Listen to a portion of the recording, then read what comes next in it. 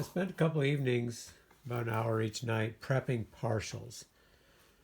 So these are pieces that were left over from a longer board. Imagine there's a nice long board here, and then towards the end you have this knot, and then you have this weird stuff going on with this crack, the grain.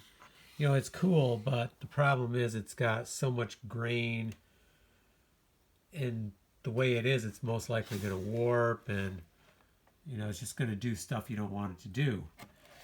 So it's better to cut this off, and maybe it was that end, and have a nice board to sell rather than leaving this on and having a mediocre board.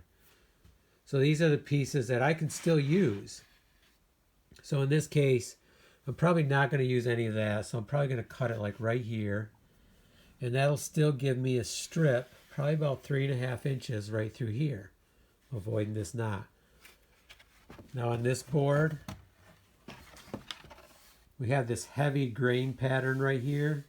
Probably not a good area to use. And then you can see how strong it is. We even have a crack right here. And then we have a knot. So I'm probably gonna, this will be kindling wood all the way down to like right in here. And then from there to there, looks good. So that's what I'll salvage from that. This one,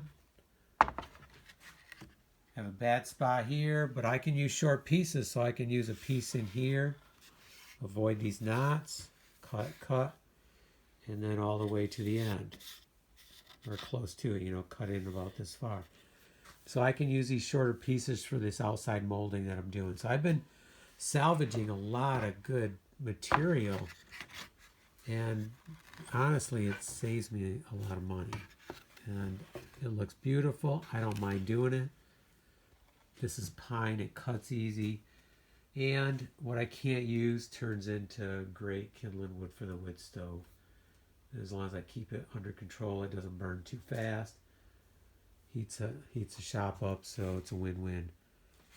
And here's a bunch of pieces I went through already. So after I've cut off the bad stuff, I then put a nice straight edge on one edge. Now this one has a little bit left on here, but if I put that camphor edge on here, that's gone. Whereas the rest of these are nice and flat.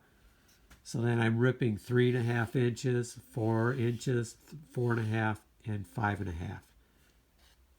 So I'll start with the widest first, rip what I can, and then work my way backwards. So I have some stock material of short pieces.